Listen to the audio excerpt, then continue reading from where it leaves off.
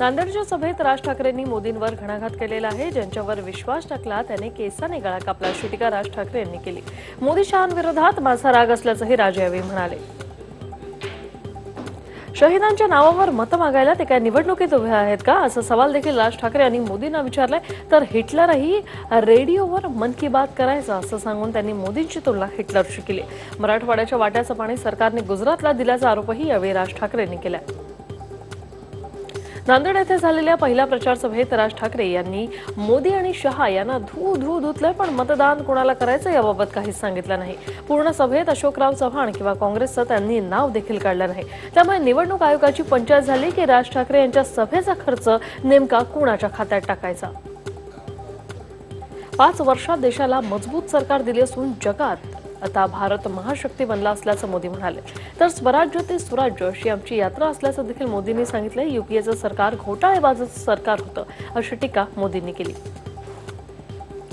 यावेळी मोदींनी शरद पवारांवरही निशाणा साधला. शरद पवार, तुम्ही विदेशी चष्म्यातून भारताला पाहताय. 2 पंतप्रधानांच्या विधानावर तुम्ही गप्प का असा सवाल मोदींनी शरद पवारांना विचारलाय. राष्ट्रवादीचे कॅप्टन ओपनिंगला उतरले आणि नंतर मागे फिरले अशी टीका मुख्यमंत्र्यांनी नाव न घेता शरद पवारांवर केली. तर काँग्रेसवर सुजय विखेंच्या माध्यमातून आम्ही सर्जिकल स्ट्राईक केला असं देखील फडणवीस म्हणाले. सुजय विखेंच्या प्रचारादरम्यान 5 वर्षापूर्वी इथूनच लोकसभेचा प्रचार केल्याचं मुख्यमंत्री म्हणाले. शेतकऱ्यांचे प्रश्न सुटत नसल्यानं नाराज असणारच असं उत्तर शरद पवारांनी दिलंय. पवार नाराज आहात का असा प्रश्न विचारणाऱ्या मोदींना पवारांनी हे उत्तर दिलंय. तर स्वतः कुटुंब सांभाळायचं कळत नसणाऱ्यांनी आमच्या घरच्यांची काळजी अजिबात करू नका असा टोला देखील शरद पवारांनी मोदींना लगावलाय. भारतीय लष्कराने पाकिस्तानवर केलेल्या हल्ल्याचे श्रेय मोदी घेत असतील तर ती दुर्दैवाची बाब आहे अशी टीका सुशीलकुमार शिंदे यांनी पंढरपूरमधील सभेत मोदींवर केली. मोदींवर माजी लष्कर अधिकाऱ्यांनी नाराजी व्यक्त केल्याचं शिंदे म्हणाले. आम्ही सक्षम आणि कर्तृत्ववान उमेदवार दिला असून महायुतीचा विजय मोठ्या फरकाने होईल असा विश्वास महसूल मंत्री चंद्रकांत दादा पाटील यांनी मलकापूर येथे केलेला आहे. चंद्रकांत पाटील यांनी शरद पवार यांच्यावर देखील निशाणा साधला. पवार सुद्धा उदयनराजेंना घाबरतात अशी टीका त्यांनी केली. विरोधकांकडे आता नीती, नियम आणि धोरणच उरली नसल्याची टीका मुख्यमंत्री फडणवीस यांनी हिंगोलीतील सभेत केली. महायुतीचे उमेदवार हेमंत पाटील यांच्या प्रचारासाठी मुख्यमंत्री हिंगोलीत आले होते आणि यावेळी त्यांनी विरोधकांवर सडकून टीका केलेली आहे. मागील 1 वर्षात चीन बरोबर व्यापार करताना 70,000 कोटींची व्यापारी तूट कमी करण्यात यश आल्याची माहिती वाणिज्य मंत्री सुरेश प्रभू यांनी दिली. पूर्वी चीन बरोबर व्यापार करताना मोठी व्यापारी तूट होती आणि ती कमी करण्यात आता यश आल्याचं सांगत सांगलीतील सभेत सुरेश प्रभू यांनी ही माहिती दिली. भाजप उमेदवार संजय काका पाटील यांच्या प्रचार सभेत प्रभू बोलत होते. उत्तर मुंबईच्या महाआघाडीच्या लोकसभा उमेदवार उर्मिला मातोंडकर यांनी कांदिवलीच्या मनसेच्या पदाधिकाऱ्यांची भेट घेतली. मनसेचे उपाध्यक्ष नयन कदम आणि विभाग अध्यक्ष दिनेश साळवी यांच्यासह कार्यकर्त्यांची त्यांनी भेट घेतली. मनसेचा पाठिंबा मिळाल्यानंतर विजय निश्चित झाल्याची भावना यावेळी उर्मिला यांनी व्यक्त केली. सुनील राऊत यांच्यापासून सर्वच शिवसैनिक माझ्यासोबत आहेत. तसंच भाजपचे नेते आणि पदाधिकारी यांचा पाठिंबा असल्यानं विजय माझाच होणार अशी खात्री युतीचे उमेदवार मनोज कोटक यांनी व्यक्त केली आहे. लोकसभा निवडणुकीत आपण संपत्तीने सर्वात श्रीमंत उमेदवार आहात असा प्रश्न पत्रकारांनी उदयनराजे भोसले यांना विचारला. त्याला उदयनराजे यांनी त्यांच्या स्टाईलमध्ये उत्तर दिलं. मी मनानेही श्रीमंत असल्याचं उदयनराजे भोसले यांनी पत्रकारांना दिलं. शिरूर मतदारसंघात युतीचा प्रचार जोरात सुरू आहे. शिरूर मतदारसंघाचे उमेदवार आढळराव पाटील यांनी प्रचारासाठी संपूर्ण ताकद पणाला लावली. नाराज महेश लांडगे यांना भोसरीत आढळराव यांच्या प्रचार रॅलीत त्यांनी सहभाग घेतल्यानं आढळराव पाटील यांना दिलासा मिळाला. पहिल्या टप्प्याचं मतदान पार पडल्यानंतर नेते प्रचारासाठी उपलब्ध होत आहेत. त्यामुळे पुण्यात अनेक मंत्री आणि नेते प्रचारासाठी येणार असल्याची माहिती गिरीश बापट यांनी दिली. तसंच मोदी पुण्यात प्रचारासाठी येणार नाही, मात्र माढा मतदारसंघात ते प्रचार करणार आहेत. मात्र मोदी बारामतीत जाणार आहेत की नाही हे मात्र अजून स्पष्ट नाही. नवनीत राणा या मातृशक्ती असून त्यांना आपण निवडून द्या व दिल्लीत पाठवा असे आवाहन अभिनेता गोविंदाने केलेलं आहे. मराठीत भाषण करून त्यांनी राणा यांना निवडून देण्याचं आवाहन केले. उद्धव ठाकरे यांनी भाजपला एवढ्यांदा लाथा मारल्यात की मलाच त्यांचे पाय किती लांब झाले ते पाहावं लागणार असा टोला धनंजय मुंडे यांनी लगावलाय. धनंजय मुंडे यांनी उस्मानाबादच्या सभेत राष्ट्रवादीवर अगदी सडकून टीका केली. राष्ट्रवादीचा जन्म हा जातीपातीच्या राजकारणासाठी झाल्याचं यावेळी ते म्हणाले. महायुतीचा विजय निर्धार मेळावा वसईत संपन्न झाला आणि या मेळाव्यात सार्वजनिक बांधकाम तथा आरोग्य मंत्री एकनाथ शिंदे यांनी हितेंद्र ठाकूर यांच्या बहुजन विकास आघाडीवर सडकून टीका केली. मागच्या 30 वर्षात बहुजन विकास आघाडी पक्षाने येथील जनतेचा विकास न करत केवळ स्वतःचा विकास केल्याची टीका शिंदे यांनी केलेली आहे.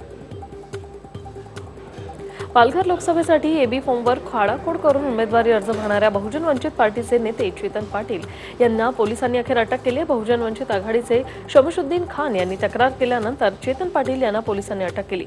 जिल्हाधिकारी कार्यालयात चेतन पाटील यांनी उमेदवारी अर्ज मागे घेणार असल्याची देखील घोषणा केली.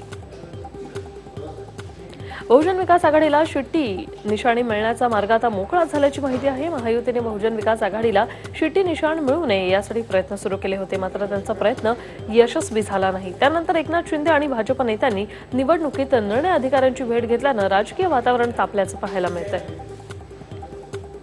नाशिक लोकसभा मतदारसंघातून छावा क्रांतीवीर संघटनेचे अध्यक्ष करण गायकरसह इतर 4 अपक्ष उमेदवारांनी उमेदवारी अर्ज मागे घेतलाय. त्यामुळे 4 मुख्य उमेदवारांमध्ये नाशिक लोकसभेसाठी युद्ध रंगणार आहे. आघाडीकडून समीर भुजबळ, युतीकडून हेमंत गोडसे तसंच वंचित आघाडीकडून पवन पवार तर भाजपचे बंडखोर उमेदवार माणिकराव कोकाटे यांच्यात मुख्य लढत होणार आहे. शिर्डी लोकसभा मतदारसंघातून अखेरच्या दिवशी 8 उमेदवारी अर्ज मागे घेण्यात आले. त्यामुळे आता 20 उमेदवार निवडणुकीच्या रिंगणात आहेत. भाजप बंडखोर भाऊसाहेब वाकचौरे यांनी अर्ज मागे न घेतल्याने भाजप सेना युतीचे उमेदवार सदाशिव लोखंडे यांची डोकेदुखी मात्र वाढली. देशाच्या संरक्षण दलाच्या यशस्वी कारवाया आणि पराक्रमांचं श्रेय घेऊन राजकीय लाभ मिळवण्याचे प्रयत्न राजकीय पक्षांकडून आता केले जात आहे आणि संरक्षण दलाचा राजकीय कार्यक्रमांसाठी होणारा गैरवापर सेनापती या नात्याने आपण थांबवावा अशी विनंती करणारे पत्र निवृत्त लष्कर, हवाई आणि नौदल अधिकाऱ्यांनी राष्ट्रपतींना लिहिलेलं आहे. राहुल गांधी यांनी तामिळनाडूतील मदुराईतल्या प्रचार सभेत पुन्हा भाजप आणि आरएसएसवर टीका केली. भाजप आणि आरएसएसला केवळ सत्ता हवी आहे आणि त्यांचे देशावर एकाधिकारशाही मिळवण्याचे प्रयत्न सुरू असल्याचं राहुल गांधी म्हणाले. अमित शहा यांनी काश्मीरमधून 370 हटवण्याचं आश्वासन दिलं. त्यामुळे भाजप देशातील धर्मनिरपेक्षता संपवण्याचं काम करत असल्याचा आरोप मेहबूबा मुफ्ती यांनी केलाय. अमित शहा यांनी देशाची माफी मागावी अशी मागणी मुफ्ती यांनी काश्मीरमधल्या एका कार्यक्रमात केली. काश्मीर हा भारताचा अविभाज्य भाग असून भारतीय जनता पक्ष असेपर्यंत कोणीही काश्मीरला भारतापासून वेगळं करू शकत नाही असं भाजपचे अध्यक्ष अमित शहा यांनी ठणकावून सांगितले. ओडिशातील केंदुझर इथल्या जाहीर सभेत ते बोलत होते. लोकसभा निवडणुकीत माझा विजय निश्चित आहे, पण मुस्लिम मतदारांनी मला मतं दिली नाही तर खासदार झाल्यावर मी त्यांची कामं करणार नाही अशी उघड धमकी सुलतानपूर येथील भाजप उमेदवार आणि केंद्रीय मंत्री मेनका गांधी यांनी गुरुवारी दिली. तर भाजपचे वात्सल्यवीर साक्षी महाराज यांनी पुन्हा एकदा वादग्रस्त वक्तव्य केले. उन्नाव लोकसभा मतदारसंघातील जनतेने मला मतदान करावं नाहीतर मी शाप देईन असं वक्तव्य साक्षी महाराज यांनी केले. त्यामुळे साक्षी महाराज पुन्हा एकदा अडचणीत सापडण्याची शक्यता आहे. लालू प्रसाद यादव यांच्या कन्या मीसा भारती यांनी काँग्रेस अध्यक्ष राहुल गांधींवर स्तुतीसुमनं उधळलेली आहेत. राहुल गांधींचं भविष्यातील पंतप्रधान असं त्यांनी अगदी जाहीर करून टाकलंय. संवेदनशीलता आणि दूरदृष्टीच्या जोरावर भारतातील सर्वात जुन्या पक्षाचं नेतृत्व करण्याची क्षमता त्यांनी दाखवून दिली असं देखील मीसा भारती म्हणाल्या. रशियाने नरेंद्र मोदी यांना order of saint and apostle हा सर्वोच्च पुरस्कार जाहीर केलेला आहे. या संदर्भातील प्रस्तावावर राष्ट्राध्यक्ष पुतिन यांनी स्वाक्षरी केलेली आहे. रशियानं ट्विट करून याची माहिती दिली आहे. तुम्हाला देशात शांतता नको आहे का अशा शब्दात ताशेरे ओढत सर्वोच्च न्यायालयाने अयोध्येतील वादग्रस्त जागेवर पूजा करण्यासाठी परवानगी मागणारी याचिका फेटाळून लावली. यावेळी कोर्टाने याचिकाकर्त्यांवर जोरदार ताशेरेही ओढले. पंडित अमरनाथ मिश्रा यांनी सर्वोच्च न्यायालयात याचिका दाखल करून अयोध्येतील वादग्रस्त जागेवर पूजा करण्याची परवानगी मागितली होती. मणिकपूर पोलीस ठाण्यात टी सिरीज कंपनी आणि तिच्या मालकाविरोधात पोक्सो कायद्याअंतर्गत आता गुन्हा दाखल झालाय. पुरावा नष्ट करणे आणि माहिती व तंत्रज्ञान कायद्यान्वये गुन्हा दाखल केलेला आहे. लहान मुलांच्या भावना उत्तेजित करणारा हा व्हिडिओ टी सिरीजच्या साईटवर टाकण्यात आल्यामुळे हा गुन्हा दाखल करण्यात आलाय. आरोग्याची काळजी घेतली नसल्यानं बीडमधील हजारो महिलांना गर्भपिशवीचा कर्करोग झाल्याचं धक्कादायक वास्तव उघड झालंय। यावर उपाय म्हणून शहरातील खासगी रुग्णालयातील डॉक्टरांनी महिलांची गर्भपिशवी काढूनच टाकल्याचं उघड झालंय। शस्त्रक्रिया करून निदान करण्यापेक्षा डॉक्टरांनी गर्भपिशवी काढण्याचा धंदा सुरू केलाय।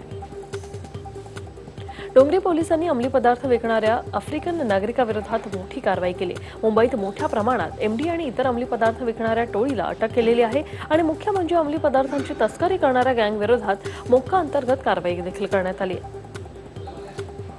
2 महिन्यापूर्वी विवाह झालेल्या विवाहित मुलीसह आई-वडिलांनी आत्महत्या केल्याची घटना कराडमध्ये समोर आल्याने एकच खळबळ उडाली। मुलगी वृषाली भोईटे हिने विष पिऊन आत्महत्या केली आणि त्यानंतर तिचे आई-वडील शिवाजी आणि बेबी मोहितेंनी गळफास लावून आत्महत्या केलेली आहे। साईबाबांच्या शिर्डीत रामनवमी उत्सव मोठ्या भक्तिभावात साजरा होतो। महाराष्ट्रासह इतर राज्यातून हजारो भाविक शिर्डीत दाखल झाले। रामनवमी उत्सवाच्या पार्श्वभूमीवर साई मंदिराच्या गेट समोर 50 फुटी श्री साई समर्थ हा देखावा उभारण्यात आला होता। अकोला शहरातील मोठ्या राम मंदिरात रामनवमीचा उत्सव साजरा करण्यात येत होता आणि यासाठी शहरातील प्रमुख मार्गांवर रामनवमी उत्सव समितीतर्फे भव्य रोषणाई करण्यात आली आहे। यंदा सीता हरणाचा देखावा तयार करण्यात आलाय। प्रियंका गांधी यांचे पती रॉबर्ट वाड्रा यांनी दिल्लीत अनाथ मुलांसोबत वाढदिवस साजरा केला। यावेळी त्यांनी मुलांसोबत विविध कार्यक्रमात सहभाग घेतला, तसंच त्यांच्यासोबत जेवणही केलं। मुलांसोबत वेळ घालवून आनंद झाल्याची प्रतिक्रिया त्यांनी दिली। पाकिस्तानच्या बलुचिस्तान प्रांतातील एका गजबजलेल्या बाजारपेठेत झालेल्या आत्मघातकी बॉम्ब हल्ल्यात 21 जण ठार झालेत तर 50हून अधिक जण जखमी झालेत। पाकिस्तानचे पंतप्रधान इम्रान खान यांनी हल्ल्याचा तीव्र निषेध केलाय। पाकिस्तानमध्ये दुधाची तीव्र टंचाई निर्माण झाली आणि त्यातच महागाईने डोकं वर काढल्याने किरकोळ बाजारात 1 लिटर दुधासाठी 180 रुपये मोजावे लागतात। आधीच महागाईमुळे पाकिस्तानात भाज्या, पेट्रोल, डिझेल यांच्या किमती वाढलेल्या आहेत। इंडोनेशियाच्या पूर्व भागाला शुक्रवारी भूकंपाचा धक्का बसला आणि यानंतर आता सुनामीचा इशारा देण्यात आला। त्यामुळे इंडोनेशियात दुहेरी संकटात इंडोनेशिया सापडलेला आहे। सुलावेसी द्वीप ठिकाणी आता भूकंपाचे केंद्रस्थान असल्याचं सांगितलं जात आहे। शिखर धवनच्या नाबाद 97 धावांच्या जोरावर दिल्ली कॅपिटल्सने कोलकाता नाईट रायडर्सवर रोमहर्षक विजय मिळवलाय। कोलकातानं दिल्ली कॅपिटल्सला 179 धावांचं आव्हान दिलं होतं आणि दिल्लीनं कोलकाताचं आव्हान 18.5 षटकात 3 गडी गमावून पूर्ण केलंय। अभिनेत्री लीना मरिया पॉलच्या ब्युटी पार्लरमध्ये गोळीबार केल्याप्रकरणी केरळ पोलिसांनी गुंड रवी पुजारीच्या टोळीला 2 जणांना त्यातील अटक केलेली आहे। बिलाल आणि विपिन अशी या आरोपींची नावं आहेत। 50 लाख रुपयांची सुपारी घेत या दोघांनी अभिनेत्री लीना पॉलवर हल्ला केला होता। अमिताभने 2000 शेतकऱ्यांना 70 कोटी रुपयांची मदत केली। अमिताभने सन 2018 ते 19 या वर्षात 70 कोटी टॅक्स भरले। अमिताभने 14 फेब्रुवारीला पुलवामा हल्ल्यात शहीद झालेल्या जवानांच्या कुटुंबियांना 10 लाखांची मदत केली होती आणि आता त्यांनी बिहारच्या मुझफ्फरपूरच्या 2084 शेतकऱ्यांचं कर्ज भरलंय। अभिनेता आयुष्मान खुरानाचा 2018 मध्ये प्रदर्शित झालेला अंधाधुन हा सिनेमा चीनमध्ये पियानो प्लेयर या नावानं प्रदर्शित करण्यात आला। या चित्रपटानं चीनमध्ये 2 आठवड्यात तब्बल 100 कोटींची कमाई केली आणि विशेष म्हणजे या सिनेमानं भारतीय बॉक्स ऑफिसवरील कमाईच्या तुलनेत चीनमध्ये पहिल्याच आठवड्यात दुप्पट कमाई केली आहे। अभिनेत्री रिंकू राजगुरूची प्रमुख भूमिका असलेला कागर हा बहुचर्चित चित्रपट प्रेक्षकांच्या भेटीला येतोय। काल पुण्यात कागर चित्रपटाचा पोस्टर प्रदर्शित करण्यात आला। सुधीर कोलते आणि विकास हांडे यांच्या उदाहरणार्थ या संस्थेने या चित्रपटाची निर्मिती केलेली आहे।